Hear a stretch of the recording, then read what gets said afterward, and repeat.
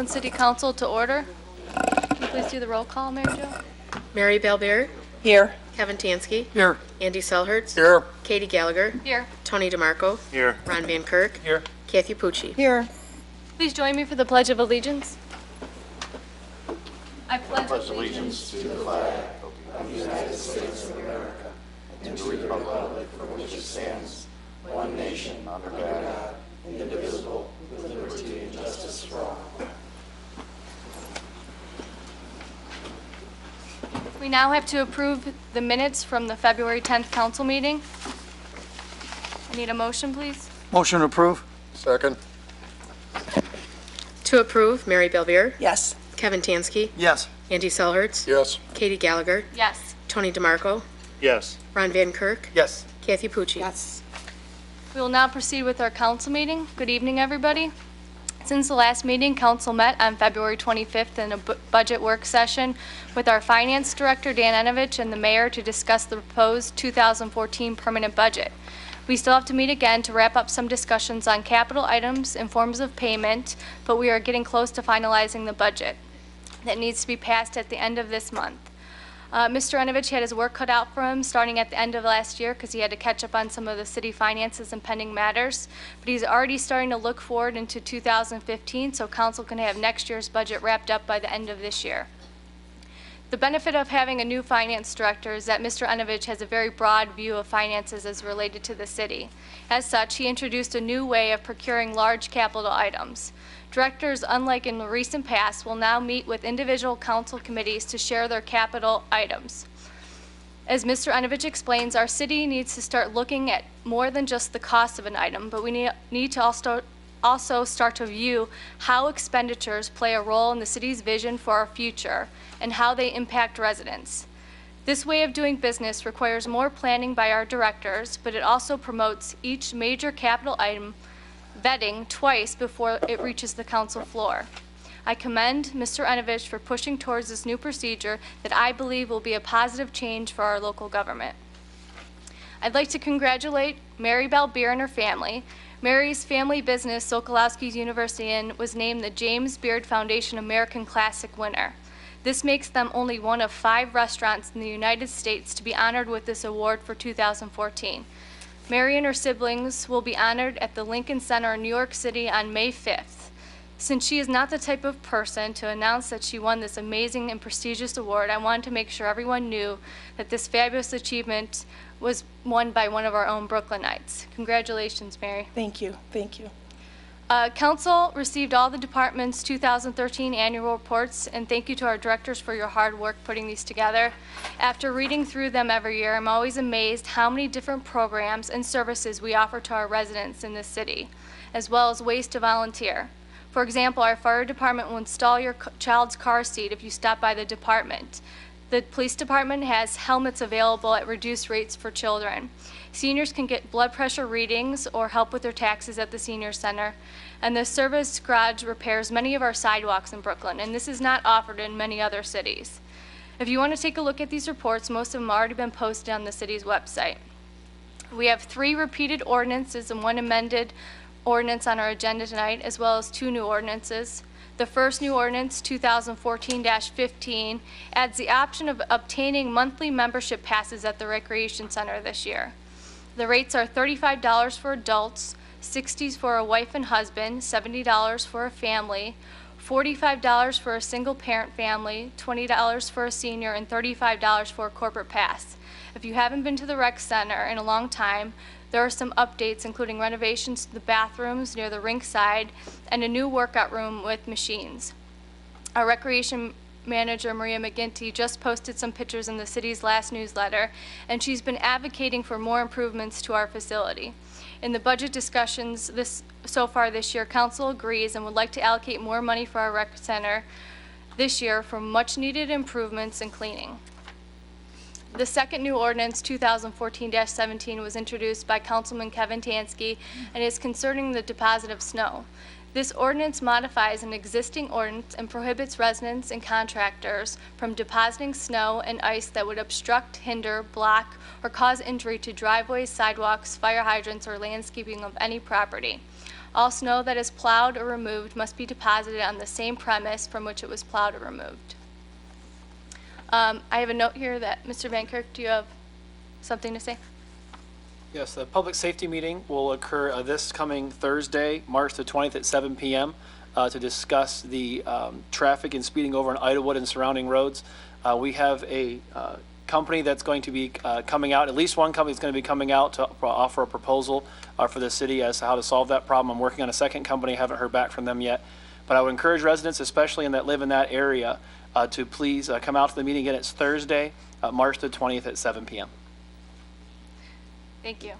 At this time, we'll have public session. If anyone in the audience has anything to say for the good and welfare of the city of Brooklyn, please step forward, state your name and address, including your city, and you will be recognized. Please remember to keep your comments to 5 minutes or less. Go ahead. Hello, everybody. My name is Carol Bodkin. I live at 4731 Bentwood Drive. If you want to lower the microphone just a little bit. Sorry. Thank you. I'm Carol Bodkin. I live at 4731 Bentwood Drive. At that address for 47 years, and Brooklyn all my life. My reason for being here tonight is the ordinance, the 2014-17 about the snow. I have a neighbor. And she's just covering the side of my house with the snow from her snow blower. I mean, she's literally covering my house. And I've told her, I've helped her even do her own driveway and shoveled her snow into her yard. She just doesn't get it.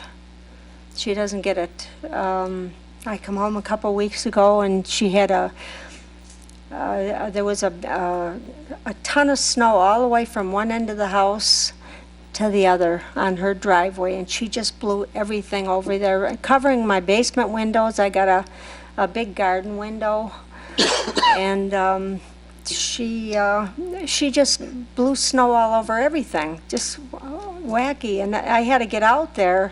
It was like a wall of snow. I had to get out there and push it all to their driveway and get it off because it was gonna melt. It'd be in my foundation. So that's the problem. That's it's, you know, I'm old. I'm going to be 74, and I can't be out there shoveling snow. I have two neighbors, two young fellas, one across the street, one next to me, and they do my driveway for me. But this is making me go next door and do all kind of shoveling for hours. That wall took me 2 hours to get rid of. Anyway, I would like to see that ordinance, the legislation passed for that ordinance, because I can't deal with it. You know, I really can't. I thank you all for listening to me.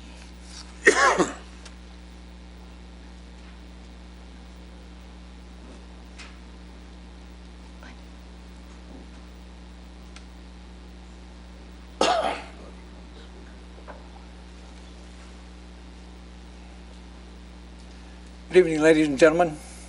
My name is William A. Brown, and my address is 9497 Idlewood Drive. The purpose of my being here this evening is to share a conversation with you that I had with a gentleman by the name of Mark Allen Carpenter. Mr. Carpenter is an environmental engineer with the Ohio Department of Transportation. He was out in front of my house this afternoon surveying the area where the Idlewood Drive Bridge joins the rest of Idlewood Drive, which goes into a curve. And I asked him what he was doing there.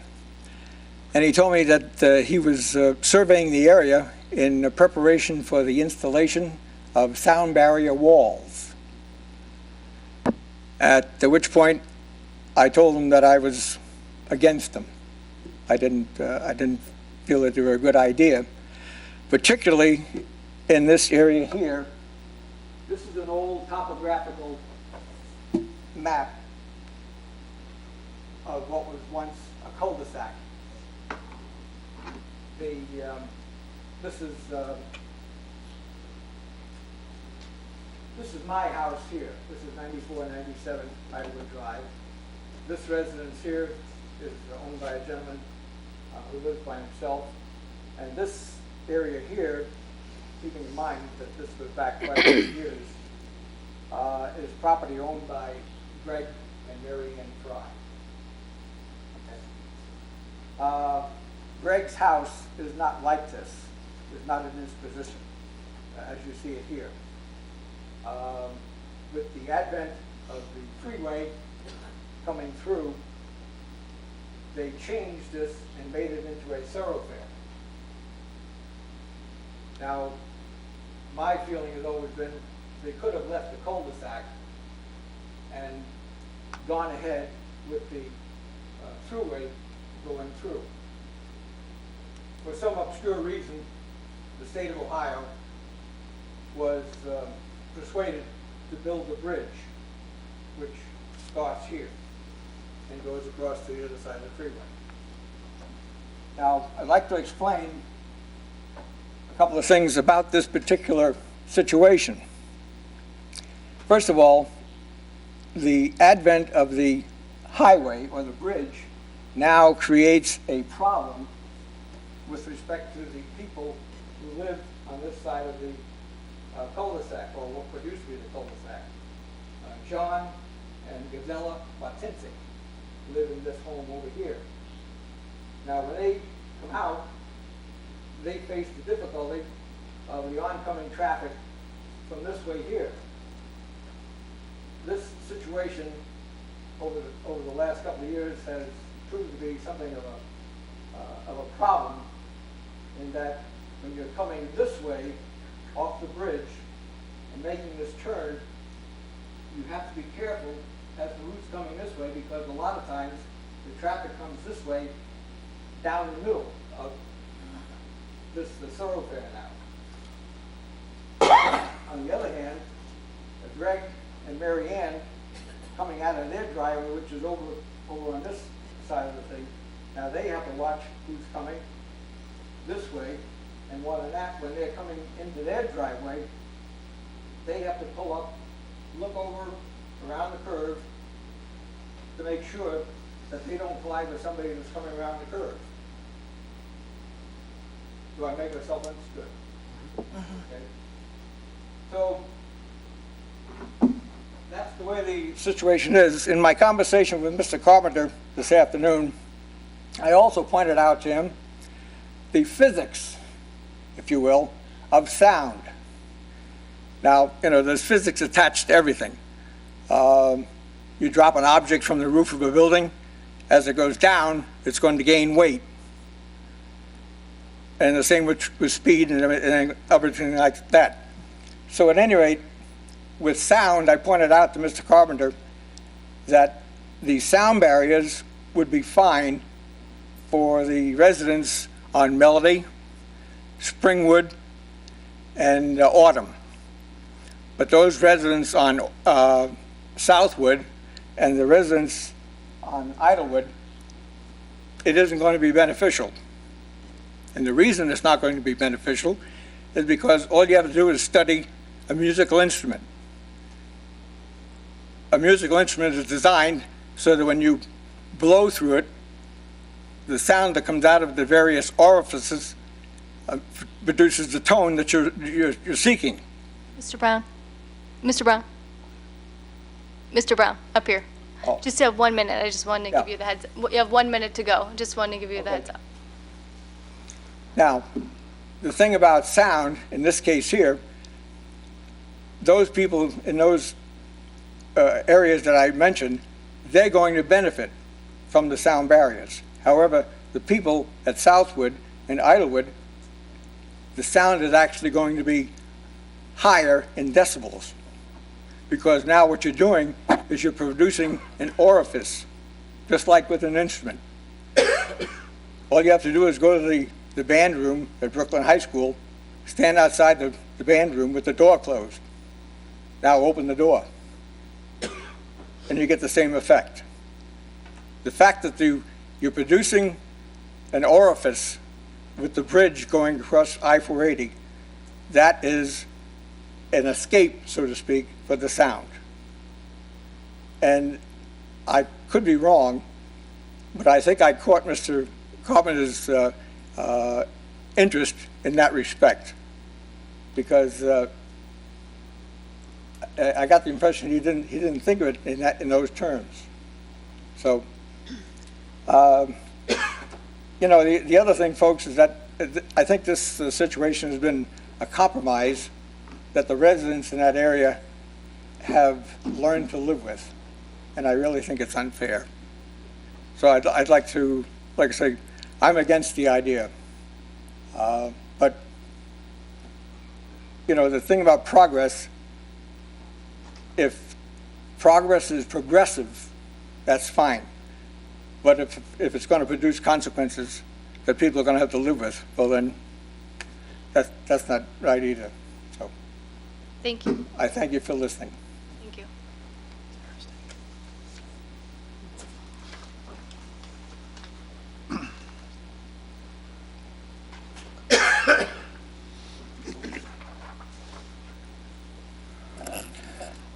Todd Hopkins, 642 Redstone Circle, Brunswick, Ohio, representing Brooklyn City Schools. Just have two quick things. One is I'd like to invite anyone here, of course, maybe not on once it's replayed on TV, but tomorrow evening at 5:30 we'll be meeting in our auditorium for anyone who's interested in taking a tour of our vocational wing before it gets closed down April 1st for abatement and demolition. So again, tomorrow evening at 5:30 we'll be meeting in the auditorium if you'd like to take a tour of the vocational wing of the high school.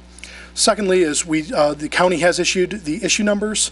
Our renewal ballot on the our renewal levy on the May ballot is issue number 2. So we do ask for the support of issue number 2. It's a original levy that was passed in 1994 and has been renewed 3 times since. We do ask for the support of the community in getting this passed once again. Thank you.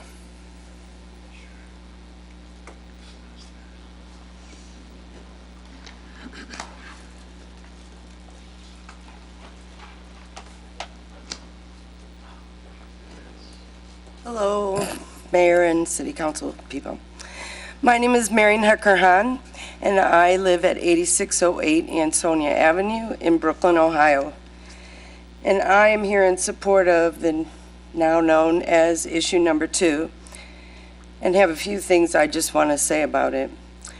I want to thank those City Council people who did make it to the play this weekend. For those of you who did not go, throughout the city of Brooklyn, you missed an absolutely incredible performance by over 100 of our middle school and high school students. And what this means to our community is beyond what you might think.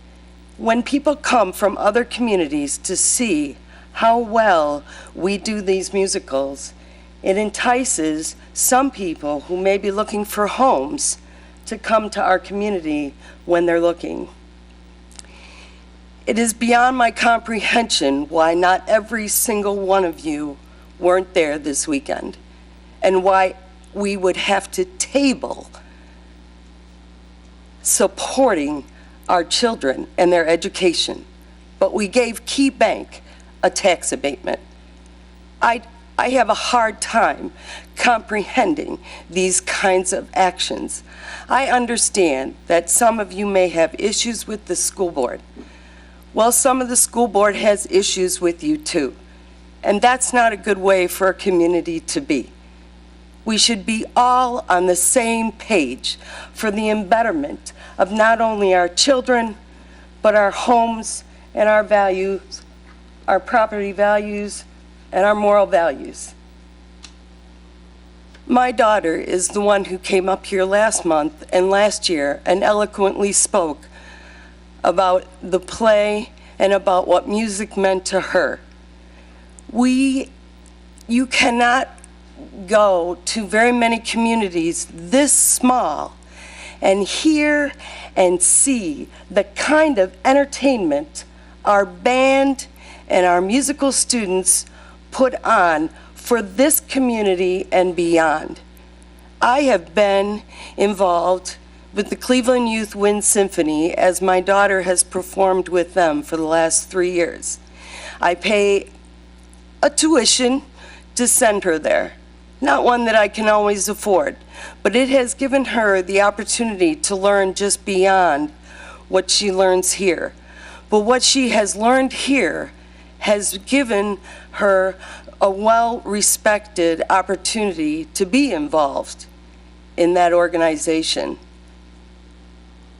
She has a good reputation beyond just the city of Brooklyn. And if you don't come to a band concert for any other reason than to hear someone like her, I feel sorry for you. Our next concert is March 19th. I encourage our seniors and those people who do not believe that our levies are well worth what we pay for them, please come to these concerts. They are free. We don't charge for them. The Music Boosters is one of the largest organizations in the city of Brooklyn. We work extremely hard to keep the cost of our music department's needs down for the purpose of keeping the budget in check. We support our students like you can't believe. We have 120 to 130 members of the Music Boosters. That is probably bigger than any single organization here in Brooklyn. If for no other reason, please come and see what it's all about.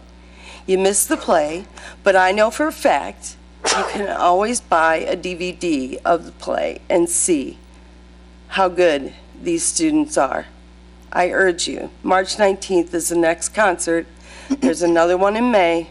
Please come out and see it so that you know what you're supporting. It takes a village to raise a child. Be a part of that village.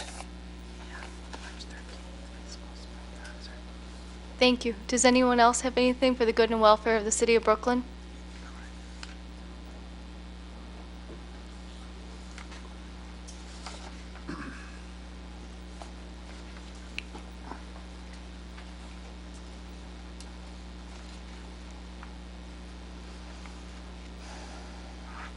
Good evening, everyone. I'm Bonnie Barczak, 4831 Ridge Road. I would like to congratulate all the students who helped make the Brooklyn High School production of Annie a success. Anyone who came to the play can attest to what a fantastic production it was. There were students in grades 5th through 12th who participated. The students in the cast, crew, and pit did an amazing job. The level of talent we have here in Brooklyn is something that each and every one of us should be proud of. I would like to thank our superintendent, Cynthia Walker, for her continued support of our students and their various talents in and out of the classroom. Thank you to Mrs. Kimberly Cipriani, Mr. Sean Sullivan, Mr. Christopher Casper, Miss Annie Hostetler, Mr. Kevin Tansky, the entire staff, and the parents, such as the Music Boosters and all other parents, for their countless hours that went into making this event such a great success, not just for our schools, but our community and for all those who attended. I would also like to extend a huge thank you to Carl and Linda Etheridge, who put more hours in than I can count, who have worked and dedicated time and time again to our schools, our students, and making this event a possibility. This is just one example of what makes our school district great. Currently, there are over 100 kids that are in our high school marching band, making it our largest student organization in our district. These are the type of programs that are at risk of being cut if our renewal levy in May does not pass. Please support our schools and vote yes on May 6th. It's so important for our students to be able to have other things besides just classroom activities. Not everybody can excel in the classroom, but everybody has various talents that can be explored through sports, music, production such as Annie, and various other things. We are having our second annual spaghetti dinner fundraiser for our levy. It's on April 5th. from 4 to 7 p.m. There will be spaghetti, salad, roll, dessert, water, coffee, and juice served. There will be entertainment provided by our talented Brooklyn students. Tickets are $10 for adults and $5 for children aged 12 and under. Tickets can be purchased at the Board of Education office from Laura Baker, and from Laura Paul at the Brookridge office. If you would like to donate a basket to be raffled off, please contact my fellow board member, Jen O'Banion, at 216-374-5126. Please come out and enjoy an evening of good food, great entertainment, and support our schools, because as I believe, a strong school makes a very strong city. Thank you again for your continued support, and thank you for allowing me to come up this evening.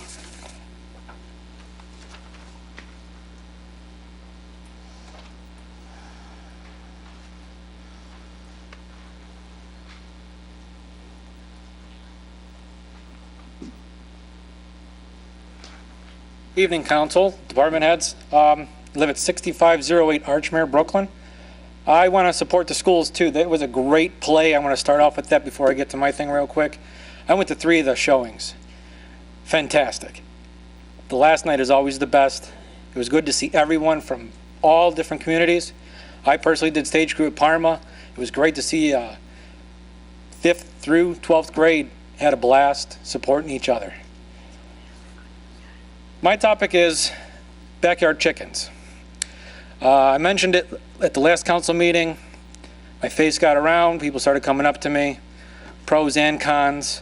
I started Hens in Brooklyn as an informative page on Facebook. There's a lot of myths and stereotypes with it. I'm going to read only a few, but it's the 7 false myths about urban chickens by Patricia Foreman. The local food movement is not only gaining ground, it is here to stay and includes the family flocks of chickens. Chickens are the mascots of local foods because the many talents and skill set they innately bring to small-scale food production. These skill sets include being pesticiders, eating mosquitoes, ticks, and fleas, herbiciders by eating and clearing unwanted vegetation, and organic fertilizer generators that can help create and enhance our garden soil. The trend for backyard flocks is so strong that in the past 2 years, over 500 towns and cities have revised their laws and allowed urban flocks to keep in their own yards. Cleveland Heights was the most recent one in late last year, and Cleveland's been since 2009. No complaints as long as you do what you're supposed to do. One of the major myths that I keep hearing and people complaining about is it's going to attract coyotes, rodents, pests, and whatnot. The fact is, predators and rodents are already living in our urban areas. Wild bird feeders, pet food, gardens, fish ponds, bird baths, trash waiting to be collected in the morning. It attracts raccoons, foxes, coyotes, rodents, and flies. Modern microflocks coops, such as chicken tractors, arks, and other pens, are ways of keeping and managing family flocks that eliminate these concerns about predators, rodents, and others. Indeed, chickens are part of the solution to pesky problems. Chickens are also voracious carnivores that will seek and eat just about anything that moves, including ticks, think of Lyme disease, fleas, mosquitoes, grasshoppers, stink bugs, slugs, and even more. The other one that I hear about is property value going down. The fact is that there's not one single documented case that we know about the next door family flock that has decreased the value of real estate. On the contrary, local foods and living green is so fashionable that some realtors and home sellers are offering a free chicken coop with every sale. An example, you can go on greenwaynews.com. The other one I hear about is that chickens are noisy. Laying chickens at their loudest are the same decibels as a human conversation, 60 to 70 decibels. Hens are so quiet that there have been cases of family flocks being kept for years next to people and not even knowing it. The other one is that I hear a lot about is waste and odor. The fact is a 40-pound dog generates more solid waste than 10 chickens, to be more specific. One 40-pound dog generates about 3/4 of a pound of feces every day. 10 chickens generate about 2/3 every day. Eventually, when I have if someone is willing to bring up the ordinance, it would only allow 4. So there really is no way, no odor, no waste, no noise. We might even have them here in this town, and we would never know. I don't know if we do or if we don't. But there's many more. You can go on Hens on Brooklyn, do your own research. Please be informed before you make go with a stereotype or an opinion. And that's it. Thank you for your time. Does anyone else have anything for the good and welfare of the city of Brooklyn?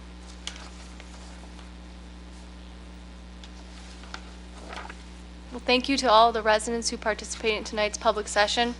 We'll move on to reports for committees, commissions, and boards. We'll hear from Councilwoman Kathy Pucci from the Finance Committee. Thank you. Good evening. We have 2 new pieces of legislation on the agenda this evening. The first one, ordinance 2014-15, which is on first reading, relating to monthly passes at the rec center. Mrs. Gallagher already gave the details on that. This will provide more flexibility for the rec center. The next is ordinance 2014-16, which the Finance Committee recommended approving by emergency measure this evening. This amends our previous agreement to purchase the corner lot at Memphis and Brookway. The title company discovered that there were actually 2 parcels there.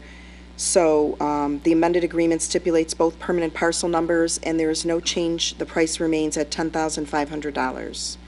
And that completes my report. Thank you. Mr. Kevin Tansky, Recreation Board. Thank you. City of Brooklyn Youth Baseball. Registration dates, March 8th through March 28th at the John M. Coyne Recreation Center, 7600 Memphis Avenue. Fees, residents $40, school rate, attend a school in Brooklyn $50, non-residents $60, 3 and 4-year-old T-ball $35. Fee includes T-shirt, hat, and award at the end of the year. Co-ed T-ball 3 and 4-year-olds. Children will be taught basic baseball skills. The emphasis is on participation and socializing with others. The cost is $35 for residents or non-residents. Co-ed T-ball 5 and 6-year-olds will be taught the fundamentals of baseball. The emphasis is on participation and playing as a team. 7 and 8-year-old co-ed coach pitch. Note, 9-year-old girls will also participate in this league. We'll focus on strengthening fundamental baseball skills. We'll play regulation games with coaches, pitching, and limited number of pitches, after which a tee will be used. 9 and 10 and 11 through 14-year-olds boys baseball team will compete in a league with other leagues in our area. Boys will be introduced to fast pitch baseball rules. Scores, standings will be kept. 10 through 12 and 13 and 14-year-old girls fast pitch softball teams will compete in a league with other leagues in our area. Girls will be introduced to fast pitch softball rules. Score and standings will be kept. All participants must bring a copy of their birth certificate at time of registration.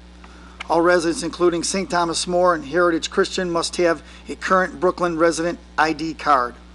A $15 late fee will apply to any registration accepted after the deadline.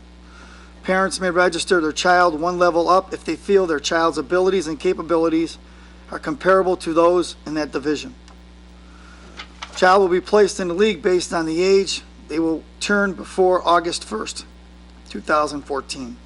Volunteer coaches are needed. Coaches are required to complete a volunteer application and are subject to a background check. Please indicate your interest in coaching at the time of registration. Registration deadline will be March 28th, 2014. Brooklyn Youth Baseball will be coordinated by Jen O'Banion and Jeff Stutzman. Both Jen and Jeff have volunteered, coached in our league for many years, and have worked for our baseball program as teenagers. Their commitment to the program, the children, and combined experience will be the key to a successful baseball softball program. If you need to reach Jen or Jeff with any questions, their information is as follows. Jen's number is 216-374-5126, and Jeff is 216-409-9239. Or you can email youthbaseball@brooklynohio.org. The next Recreation Board meeting will be held on March 17th at 7 p.m. in the Mayor's Court, and that concludes my report. Thank you. Next, we'll hear from the school board liaison, Andy Selhertz. Thank you. Good evening. You probably already heard most of my speech presented by 3 or 4 people, but I'll still kind of give you a quick recap. First of all, congratulations to all the students, faculty, and family involved with this past weekend's showing of Annie. The show was on Thursday, Friday, and Saturday evenings, along with a Saturday afternoon performance. It was a very nice show, and hats off to all the students who have spent countless hours rehearsing and preparing for the production. There are also the people behind the scenes, the art design, the construction of the stage, and the people in the pit band. They should all be proud, as well as their parents and families. There were no opening night jitters with all this practice, even with all the snow days involved. Well, maybe there was one exception with the actor Gigi. Gigi actually played the role of Sandy the dog, a little four-legged friend of Annie's in the play on opening night. Seemed to have a little stage fright of the big audience. And even that brought kind of like nice cheer and everything to everybody. The actors were really good. They even, when something happened, they improvised. On one scene, there was beverages being served and a glass fell off the serving tray. And from opening night till Saturday night, the person just improvised with a comment. You had to be there to enjoy it, but just said to the servant, "You're fired." It was just quick reactions. They're good. You missed a good show. For those of you that missed the show but would like to still hear some music performed at the local level, the high school spring concert will be held this Thursday, March 13th at 7 p.m. at Brooklyn High School. I know the one lady mentioned the 20th. Please double check the school calendar. I double checked. I'm pretty sure it's the 13th. I could be wrong, but it's coming up. I'm pretty sure it is the 13th. Double check the calendar. As Mr. Hopkins mentioned, on March 11th, tomorrow at 5:30 p.m., the public is invited to attend a pre-demolition tour of the high school vocational wing at 5:30 p.m. Meet at the auditorium entrance. On Tuesday, March 18th, there will be the regular Board of Education will hold its regular monthly meeting at 6 p.m. in room 173 at Brooklyn High School. As Bonnie mentioned before, the second annual spaghetti dinner at Brooklyn High School cafeteria is being held on Saturday, April 5th, 2014. Adults $10, kids 12 and under $5. Entertainment provided by Brooklyn students, 50-50 raffle, baskets, sideboards.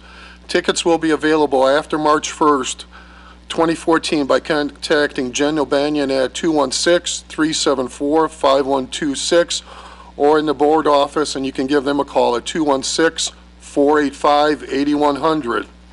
You can also make donations. If you want to make donations, they can be made to support our schools. Please contact Jen about it as well. They are also still looking for gift baskets for the raffles. And once again, talk to Jen, the person in charge on that. There was a work session held by the Board of Education on March 3rd, Monday, 2014. I did not attend this meeting. Very simply, I did not know about it. There was no posting of the meeting on the school calendar. A notice of the meeting was supposedly sent to City Hall and 1 or 2 other locations. I do not know if there was a problem at one end or another. As far as I'm concerned, this is not going to happen again. I know the schedule of these meetings. They are open to the public. I will be at these work session meetings. And when I'm saying they are open to the public with everything going on within the next year and a half, 2 years with the school, this is just another chance for you to get involved at these meetings. They're at 6 p.m. on the first Monday of the month. They can be canceled if there is no business pending. This is also part of the reason why in the last council meeting I mentioned to the audience here and on TV, I have talked to 1 or 2 people on the school board administration and the board members of possibly using their lead or alert system, maybe to notify residents of meetings, since it is going to be an important 1 or 2 years coming up for the school system. And that concludes my report. Thank you. We will now hear from our building commissioner, Ed Fitzgerald, for Planning Commission. Unfortunately, I was unable to attend last week's meeting because I was on vacation, so he will give my report. Thank you. Okay, thank you, President Gallagher. The Brooklyn Planning Commission held its regular meeting March 6, 2014. There were 3 items on the agenda. The first one was a request from Yvette Shrey Thompson for a similar to conditional use in an RB district for a child daycare center located at 7405 Memphis Avenue. The commission decided to deny that request. The second request was from Archer Corporation to install an illuminated wall-mounted sign located at 7020 Bidoff Road for a business identification of Cricket. The commission decided to approve the sign 4-0. The third and final request was from Global Signs and Graphics to install illuminated wall-mounted sign located at 5020 Tiedemann Road for the business identification of the Buffalo Wild Wings. The commission approved the signage 4-0 vote.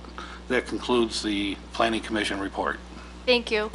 The Domestic Violence Abuse Commission will hold a meeting on Wednesday, March 12th at 7 p.m. in the Senior Community Center.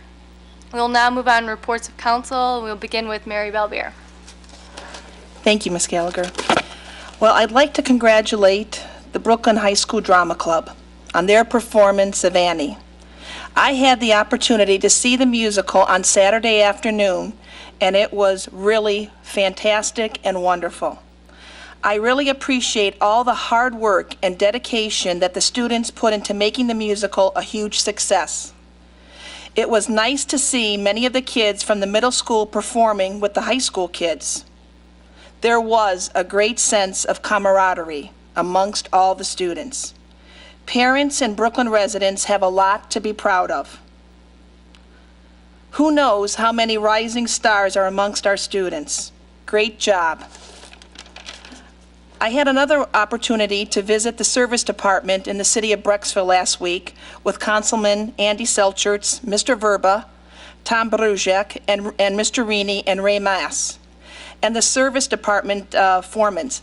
Brecksville was a very welcoming and eager to demonstrate and welcome their service equipment and machinery, to explain their service equipment and machinery. Certain equipment that they have can be adapted to do more than one task in very efficient ways. That was super impressive. All cities have similar problems, and they try to improve services for their citizens. By visiting Brecksville, it helps us see how other cities are operating and possibly implement some of their ideas into our city. Polaris Career Center is having a career fair Wednesday, March 26th from 9 to 12. It's for employers and job seekers. This is a free event. The career fair promises to attract more than 1,000 job seekers and over 100 employers from a variety of industries, including manufacturing, healthcare, sales, and service. In addition, local agencies and representatives from Polaris will be on hand providing access to educational resources and financial aid information. Prior to the job fair, which is a great idea that Polaris is doing, they're going to host a resume writing workshop on Thursday, March 20th from 2 to 4.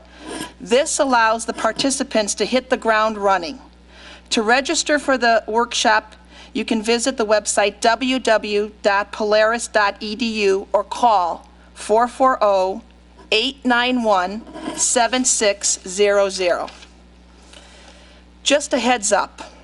There are many, many great programs coming to the Brooklyn Library. Hopefully, they bring us out of our winter hibernation. At the library tomorrow on March 11th at 7 o'clock, there will be a program designed to teach you how to cash in, if you're interested in this, on craft shows. It teaches us what we need to know about getting started and what's the right show for us.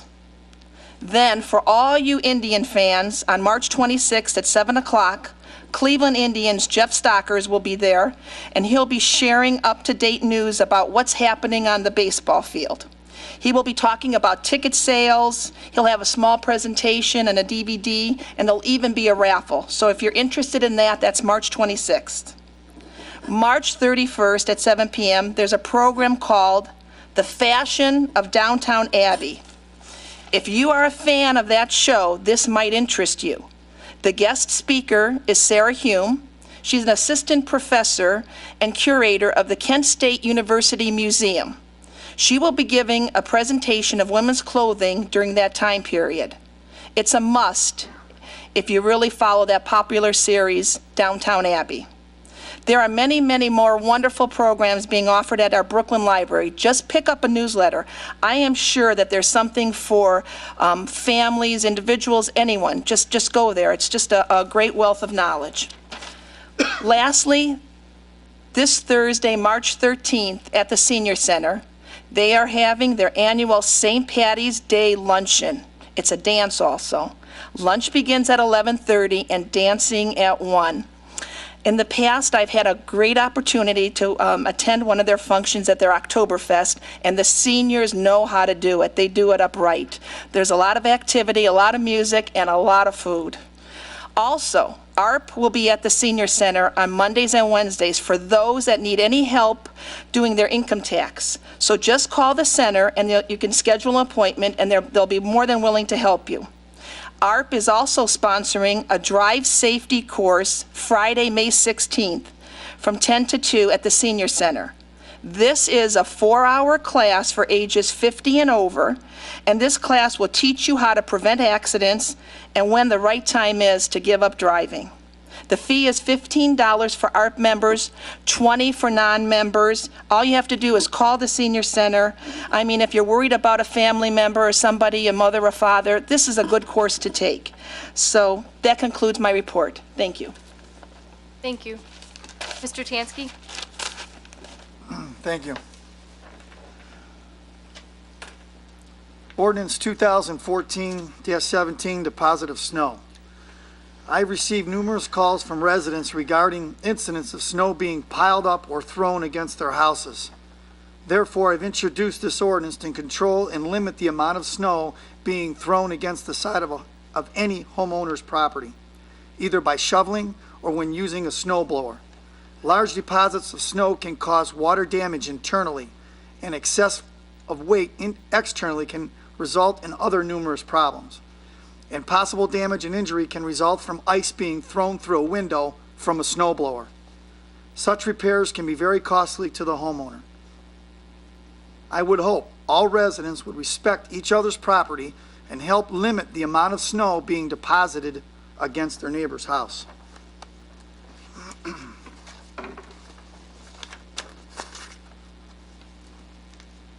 Summer Youth Employment Program has begun registration. This program helps 14 to 18-year-olds find summer jobs. Although the City of Brooklyn's minimum age requirement is 16 years old, 14 and 15-year-olds are encouraged to register, as surrounding communities have different minimum age requirements than can benefit those under the age of 16. To register, go to www.youthopportunities.org. Registration closes Friday, April 4th, 2014 at 5 p.m. The following information is required to complete registration: Social Security number, email address, emergency contact number, information. Only one registration will be accepted for each youth. The number of summer jobs is limited and many teenagers are registering. So registering for the program does not guarantee that you will be selected. We do not know how many job openings there will be, but we are looking with others in the community to have as many job openings as possible. We will email, call, or send you a letter if you have been selected to continue in the process and to apply for a position. If you are selected to apply for a job, you will need to bring the following documents: proof of current residency, your Social Security card, not a letter from Social Security, your birth certificate, your current picture ID from a school or government entity. Also, you may be asked to provide family income information. As a public official, I am a strong supporter of this program, and I urge all teenagers 14 through 18 years of age to register. This is a great way for teenagers in our community to have jobs this summer. If you have any questions, please visit our website at www.youthopportunities.org and check out the FAQ, or visit us on Facebook, Twitter, and Instagram. I personally dropped off these flyers at the high school and at the rec center. I also hand-delivered these flyers to Superintendent Cynthia Walker to post. And that concludes my report. Thank you. Mr. Andy Selhertz. Thank you. This past Wednesday, March 5th, Councilperson Mary Balbir and I traveled out to the Brecksville Service Department to view their operations and facilities. I would like to thank Mr. Ron Weidig, Brecksville Service Director, for his time and the time of his foreman who walked us around and explained things. I'd also like to thank Mr. Verba and his staff for their time. Along with Mr. Verba were Mr. Mast, the mechanic, Mr. Tom Bruzak, a general foreman, and Mr. Marty Reaney, the road foreman. Original purpose of this trip was my inquiry into an automated leaf collection vehicle where only one employee, the driver, is involved in the whole process. You can view a video of Brecksville's automated vehicle on YouTube under Brecksville Automated Leaf Collection. Here's a little brief recap of our trip to Brecksville. There was good interaction between their foreman and ours. The truck that carries the leaf vacuum at the end of leaf collection system in the fall is converted into a snowplow with a salt spreader. The salt spreader used by Brecksville is manufactured by a Danish company called Epoch, which started back in the 1930s. They found out in Brecksville that it's actually, the salt spreader is twice as efficient as what they had before. And also, after the winter season, the salt bed can be used for laying down of hot patch. We got some prices on from Brecksville. They just bought a new Freightliner dual tandem truck for $90,000. The leaf automated leaf collection system roughly costs $56,000 to $60,000 through a company in Virginia called ODB. And the salt spreader, Mr. Verba, I think, is working on a price for that. Some of the equipment, the salt spreader is stainless. It doesn't rust out. It might be a little bit more expensive up front, but also lasts longer. So you kind of get what you pay for. Going through their facilities, we also talked about the fires at a few service garages. Oberlin, I believe it's either Bedford or Bedford Heights about half a year ago, and there are two others. Looks as the fires were started in the international trucks. That's what Brecksville's come up with the solution. They, along working with International, have come up with the solution of an electrical fix. It costs about $100 per truck to fix. So the truck, even when it's sitting at night in the garage, it doesn't start on fire by itself. But for that $100 fix, they eliminate the electrical load on it. I'm not a mechanic. They're the experts. It sounded okay. We also observed some other equipment they were using. Talking with Mr. Verba, he's planning forward ahead with the Bombardier fleet aging. It's back in the 1980s, our fleet of Bombardiers, of maybe replacing them with a pickup truck, try to do the senior driveways a little bit more efficient, stuff like that. It's all just thoughts right now, just trying to make things more efficient. One of the tracks on the Bombardier to replace it is $12,000 alone. So we're trying to put $12,000 to put on a Band-Aid for something that's bought back in the 1980s. The more interesting part, Mary and I stopped in later in the day at our own service garage. Very simply put, even if we had no money, it needs paint and lights. In the mechanics bay, at least an upgrade to T5 lights. And T5 are just a different, more high-intensity fluorescent light. You have mechanics working with a portable floodlight to see what he's doing. I know that Mr. Verba has put into the capital budget a request line item for an exhaust system. When you walk into the garage and you see in front of you a blue-gray haze, that is not good. Another line item is for a fire alarm system. Taking into consideration what was mentioned while visiting Brecksville and the fires at several other service garages, the fire alarm system would seem to be a wise choice. The idea of one day having no equipment due to fire is not very appealing. The garage itself needs some TLC. The staff that plows the streets, which everybody's happy about compared to other cities, the staff that collects the trash and recyclables, and all the other functions they perform deserve to be work in a safe, clean environment. Yes, it is a garage, but the mechanics bay should be illuminated properly, as well as the outside yard at night by the salt silo. It is not a lot of money to replace some outdated fixtures with LEDs and also add some more where they are needed. A coat of paint through the whole building to brighten up the place after the ventilation and the fire alarm system are installed would not hurt either. The employee lunchroom does not look as bad as the rest of the garage, other than it also could use some attention and actually some furniture bought instead of being second or third hand, and that's actually being pretty nice about the furniture. I'd also like to thank the staff at the garage on staying on top of the water leak at St. Elias on Memphis. Noticed that a resident saw the water leak and posted a comment about it on Facebook. Mary Jo responded that the city was aware of it and subject to when the Cleveland Water Department gets to it. I observed on several occasions the service department scraping and salting Memphis Avenue from St. Elias to the entrance to City Hall. Thank you. I have attended a couple of focus group meetings. The general theme seems to be clean up Brooklyn and get it back to the city that it once was, where everybody wanted to move to. Everyone in the meetings understood that there is limited land, so no new developments will be built, but an effort should be made to maintain and upgrade what we, Brooklyn, have, especially with a new school on the horizon. This might be the right time to market to new families looking for a first-time home. Also, is the time to get the infrastructure back to an acceptable level.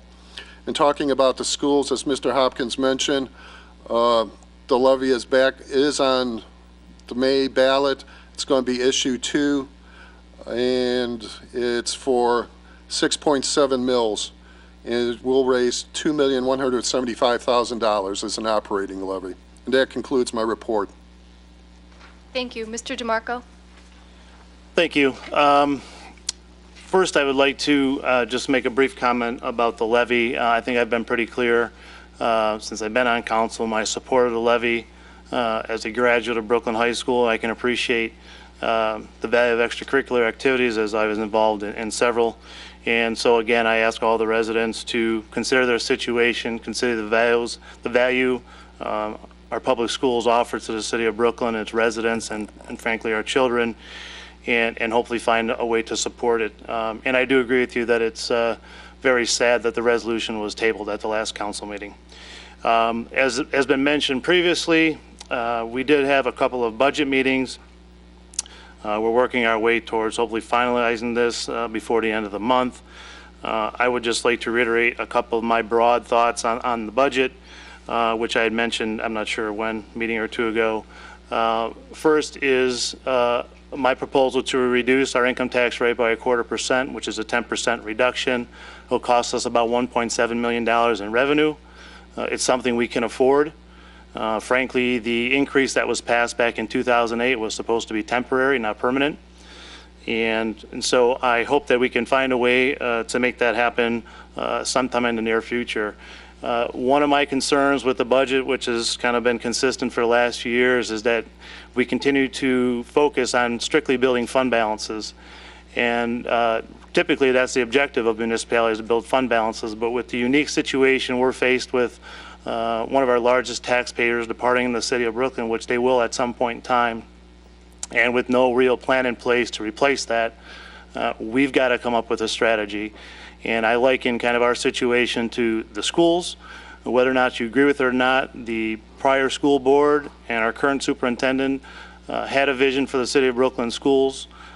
They did their homework, they came up with a plan, they talked to the residents about the plan, and the wheels in motion are now to build this new facility. So I look forward to that, and I frankly hope that we can build a budget that not only addresses our current needs, but also addresses the future concerns of the city of Brooklyn. And with that, you know, I've sent this message, email to all of my council colleagues. I would like to see a significant transfer to the Economic Development Fund, something to the tune of like $500,000 this year. We really have no fund balances to attract a significant business to come to the city of Brooklyn. And again, that funding needs to be there, but without a plan in place, it really doesn't matter. And I believe that's all I have. Thank you. Mr. Van Kirk? Thank you, Ms. Gallagher. Just a couple of things. I already mentioned the public safety meeting that will be held this coming Thursday, a week from this Thursday, March the 20th. I want to encourage residents to come out. Obviously, the more people that we have out here to support such a thing, the easier it is to get everyone on board to solve a problem. That's a very real problem that I would like to see get resolved. I'll be meeting with a gentleman tomorrow, actually from one of the companies that will be here next Thursday, and he's actually already done quite a bit of research in this particular area as well as other areas in the city that need attention. And so we'll be meeting tomorrow to get everything situated and ready for that meeting on March the 20th. But I would encourage residents to please come out. You'll have opportunity to voice your thoughts about what you think, whether you're for it, whether you're against it, why, either way. But this meeting is for you. So please come out and attend that. Also, I had a chance this last week to meet with both the mayor and with Mr. Enovich about the budget. And both the meetings went very, very well. And I appreciate the hard work that both of these gentlemen have put into this. I know that Dan's been under the gun here because he just kind of came into this thing at the end of the last year. But I appreciate their time. And as Mr. DeMarco just mentioned, we are heading towards getting this thing a good budget set for this year. And I look forward to finishing those things up. That concludes my report. Thank you. Mrs. Pucci. Thank you. First, I'd like to thank Mrs. Enovich for the annual report from the Senior Center. And one thing I'd like to highlight is that we have 35 volunteers who volunteered a total of 4,720 hours in 2013. I've said this before, that we are truly grateful for the dedicated volunteers, and we would not be able to provide the programs and special events without their commitment. So thank you to our volunteers. And congratulations to Mrs. Balbier on your award. We received some information that this isn't until April 30th, but I'm just going to give everybody a heads up now. There's going to be it's called Heroin in the Suburbs. It's a town hall forum that's going to be at the Brooklyn Library, April 30th at 7 o'clock. I'm sure as it gets closer, you'll be hearing a lot more information about it. In our own community, we did have a local community awareness night. I believe it was I think it was May 1st. I would encourage anyone who has children to please try and make the time to attend. And I'd also like to thank the Brooklyn schools for their efforts in helping get this information out. Thank you to all the residents who spoke. Mr. Brown, thank you for that interesting information, and hopefully ODOT will take those points that you made into consideration.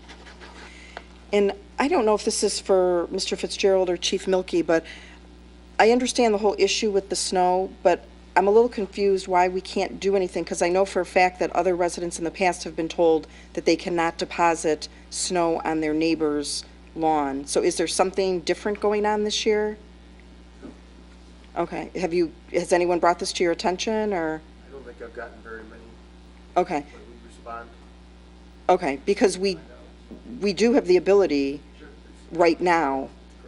Right, because I know I've had it come up in the past and it's been addressed. So I'm in favor of the proposed changes, but I know that we already have a way to enforce it. So because it's going to take us a while to pass this, maybe if one of you or both of you could speak to her so we could get some resolution, just in case we have snow before this new legislation passes. Thank you. Let's see, over the weekend, we did attend the production of Annie, and all I can say, it was absolutely fabulous. Congratulations to the cast, crew, the musicians, anyone who was involved, from the administrators, the faculty, and the parents of all our students. They did an outstanding job, and we are all proud of your hard work and accomplishments. I just want to say thank you for such an enjoyable evening. I'd also like to thank the community who did come out and support the students. There were a lot of people there who do not have students in the schools, and it was heartwarming to see the outpouring of support for our students. I have attended some of the music performances in the past, but I will also say, for those of you who can't attend, they do play them on Brooklyn TV. So I've enjoyed many of them on television also, ones that I haven't been able to attend in person. So that's also an option. For the record, I do support the renewal levy, and I'm sure there's going to be a lot more information coming out between now and the election, but I would encourage people to please try and get any information you might need, any questions answered. And I believe that completes my report. Thank you. Thank you, Mrs. Pucci. As I stated before, we've been working on passing a budget this month, and each council member has different ideas on how to come up with the same goal, which is a better Brooklyn. I'd like to share my views so far about our budget discussions. If you haven't noticed yet, I'm very fiscally conservative. This is how I am with my personal life, and I feel I'm even more watchful as my role as a council person. My position on council, however, is very limited. Our primary role is to pass an annual budget, and the only monies that come before us throughout the year are those items that are over $15,000. I know Mr. DeMarco brought up reducing the income taxes this year at the early February council meeting, an idea Mr. Van Kirk originally brought up at the beginning of this year in our council work session. I am in favor of this move, but I am not in favor of this reduction this year. I believe the income tax increase was originally onset by careless spending in this city. But then our city, like every other city, was impacted by the recession and reduction in state funding. And on top of these reductions, Brooklyn had the impending loss of American Greetings hanging over our heads. As a result of this loss, we neglected our buildings, we neglected our streets, we neglected our housing stock, and we neglected our residents. Our focus for the last 3 years has been about saving to fill the imminent gap in tax collections and catching back up on our neglected infrastructure. It is my position that our goal for this year should not to be to reduce the tax immediately, but rather create a plan for the future so that we can comfortably and permanently restore the income tax back to 2%. We need to improve our housing stock by giving our building department the resources to make sure every street in Brooklyn is a street that attracts home buyers. We need to increase the resources we are allocating to the service department for our street repairs each year. And we need to increase the percentage of money going into our capital account so we can pay for the necessary items like a new police station without going to the residents or raising taxes, which I am not in favor of. So far on council, every financial decision I have taken part of has been reactionary. Our city is finally climbing up from the financial hole, and from here on out, we need to start being more proactive with our finances. We should not only be advocating for good, solid businesses to fill the American Greetings void, but we need to start financially planning for our aged infrastructure and begin setting aside money to incentivize home ownership in this city and beautification projects for our existing businesses. As the mayor stated in the last meeting, he invited me to come along to an economic development seminar in Independence. This seminar included mayors and economic development directors from across the region. Each mayor has the same concerns: how to maintain or increase their tax base and services, and how to promote their cities in this economy. Some takeaways: economists, when comparing Cleveland to similar cities like Pittsburgh, have showed Cleveland's housing market has not bounced back like many other regions. This, coupled with our failure to promote and retain an educated workforce, is keeping our region from economically moving forward. A suggestion by leaders of Team NEO, Jobs Ohio, and Positively Cleveland that would be an immediate economic booster locally would to be ensure our school systems have current partnerships with local businesses to allow for apprenticeship and internship programs. Based on this suggestion, I will be meeting with Council Board Liaison Andy Selhertz to look at this idea more, and we will sit down with our Economic Development Director, who has already talked to many companies in this area, and they have expressed shortages of qualified applicants in certain trade fields. With these suggestions, Andy and I will meet with school officials to see what we can do to create and promote some type of partnership. Thank you, and we will now move on to the mayor's report. Thank you, Mrs. Gallagher. The Service Department turned in their 2013 annual report. They handled 1,394 complaints. The tree maintenance handled 476 complaints, and they planted 85 new trees in the city. The street striping, we did our own again last year with an approximate savings of $35,000. We spent $881,000 in road repairs. And our city skilled craftsmen spent many hours turning the police department range into a property room. And we took in 3,085 tons of solid waste, 54 tons of recyclables, and 1,179 tons of compost. Solid waste with the county program, that includes computers and housewares and things and so forth, we took in over 13 tons. Our building department has started off where they left off in 2013. For the month of January and February, they took in over $70,000 in building permits already. So it looks like we're going to continue where we left off in 2013. The fire department for February had 48 fire runs and 125 rescue squad runs. Last Thursday, the First Suburbs Consortium met with the county council, and I was asked to speak on the infrastructure age and how our streets, bridges, and systems are the connective tissue to getting downtown, thousands of people downtown Cleveland every day. I started off by telling the county, I said there's over 1,200 bridges in Cuyahoga County. If the county replaced 10 bridges a year, it would take you 100 years to get back to the first bridge. And in Brooklyn, the water department informed us that we have 39 miles of water pipes in Brooklyn. Out of the 39 miles, 21 miles were put in before 1930. So that means in the next 10 to 15 years, they're going to be over 100 years old. So the whole point of this was to get across to the county that our suburbs that surround Cleveland are aging just like Cleveland is, and we need a lot more help than the outer suburbs. And we're going to continue to have meetings like this to get our point across. And our 19 cities that make up the inner ring suburbs represent 38% of the population of Cuyahoga County and 40% of the housing. So we're going to keep on having these meetings till we get our point across that the county has to help us. And I made a statement that it doesn't do any good for Cuyahoga County if a visitor gets off at Hopkins Airport and has to drive through a depressed area to get to downtown Cleveland. So we need help, and we're going to keep trying for this.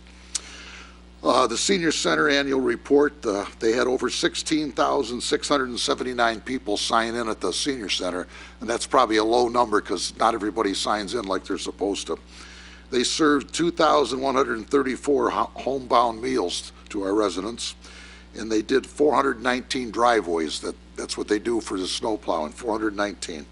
And the van transportation was 2,848.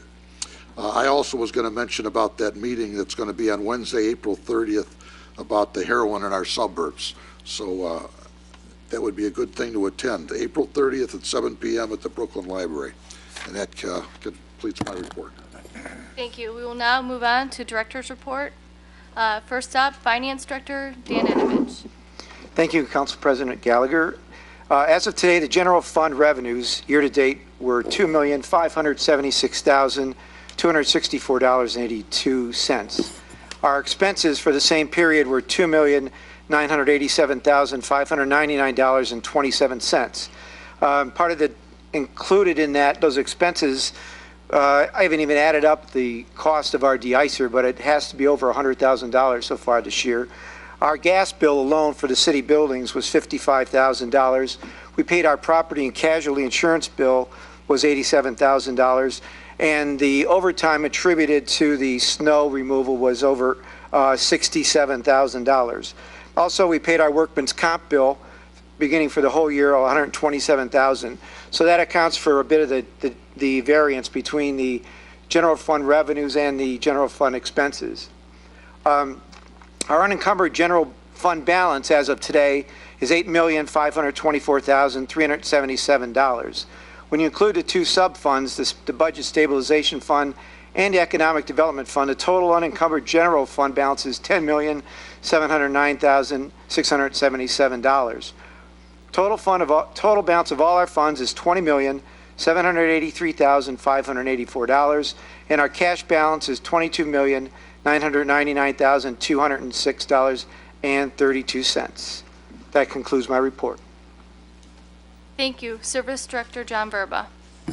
Thank you, Mrs. Gallagher. Just have some construction updates.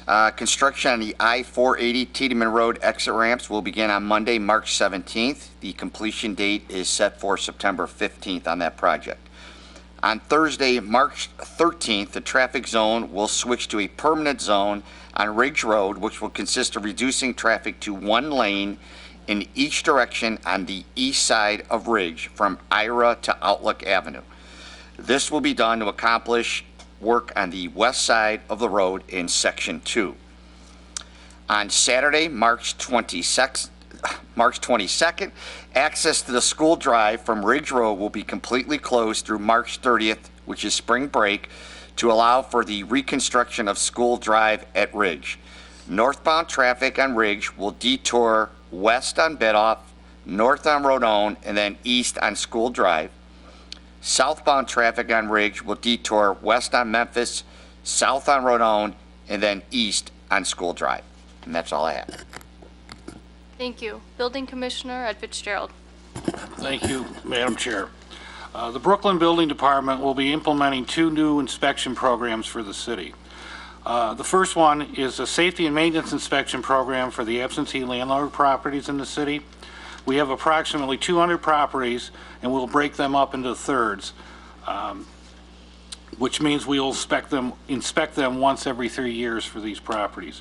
And remember, last year we did increase the yearly rental housing license fee from $50 to $100, so that would adequately pay for our part-time inspector to do these inspections.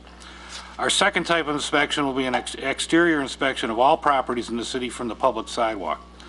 This will be done as time allows, and it's the intent of the building department to work with the owners to correct any problems before they become a very expensive issue for our owners and commercial building owners. So with that, it concludes my report. Thank you. We will now move on to legislation. First is ordinance 2014-10, the annual appropriations. This is on second reading. 2014-12, determining the percentage of gross receipts from the Brooklyn municipal tax to be deposited in the general capital improvement, termination leave payments, and retrospective medical claims fund. This is on second reading.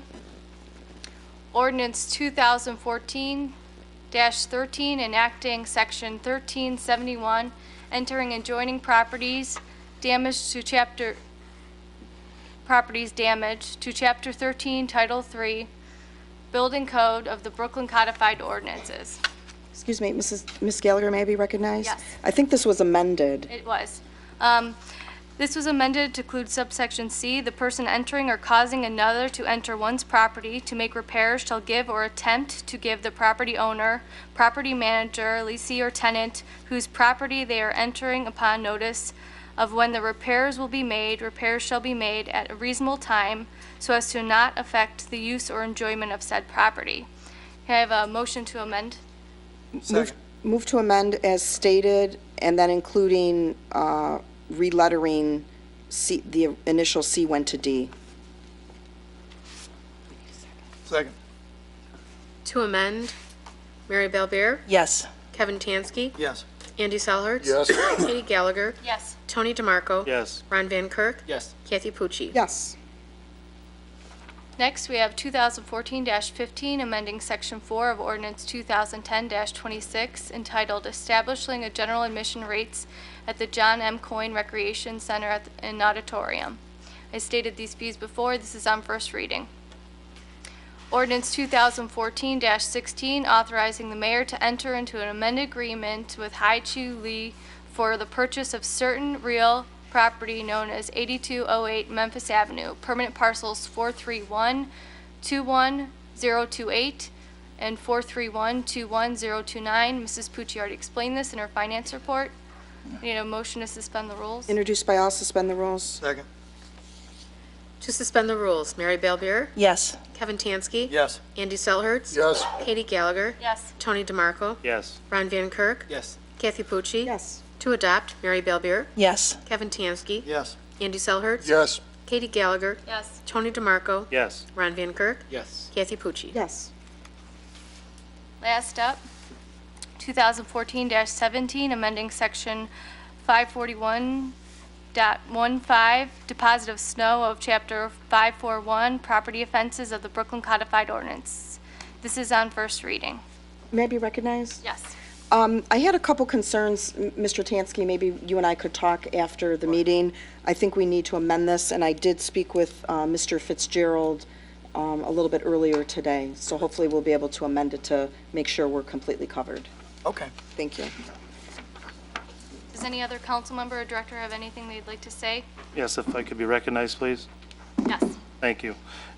Maybe just to clarify my position on the budget and a kind of future vision for our city and maybe put it in a little bit plainer terms. Over 4 years ago, we were given a very clear signal from American Greetings that they're departing our city. And 4 years plus, here we are later, we have not really made any kind of impact on our revenues in the city of Brooklyn to replace what we know we're going to lose. And we're now going down the path of, now Key Bank is our largest employer in the city of Brooklyn. And my concern is we're putting all our eggs in one basket like we did many years ago with American Greetings. And again, you have to run these scenarios through your mind. I do this when I run my business every day. You play what if scenarios. What if Key Bank gets sold in the next 6 months or a year? What do we do as a city? I don't know if we have a plan for that today, but this is the thought process that we should be having and the conversations we should be having in order to provide the services that our residents deserve. And so what I'm telling all of the residents, to be as honest as I can be with all of you, is if we continue on the path we're on today, 2 or so years from now, the services that we all enjoy today will not be able to be provided by the city of Brooklyn. And that's why I've been so adamant, frankly, since I've got on council, that we need to put a serious push on economic development and start attracting real businesses to the city of Brooklyn that are going to be here for an extended period of time that will then allow us to provide the services that our residents have come to expect and should expect. And that's all I have. Thank you. Mrs. Pucci, did you want to? Yes, I move that we adjourn into executive session for the purpose of discussing labor negotiations relating to the firefighters' contract with the mayor and the law director. I'll second that. To adjourn to executive session, Mary Bellbeer. Yes. Kevin Tansky. Yes. Andy Selhertz. Yes. Katie Gallagher. Yes. Tony DeMarco. Yes. Ron Van Kirk. Yes. Kathy Pucci. Yes. Katie, are you going to say no action will be taken? When council returns, no action will be taken. Give me a piece of that.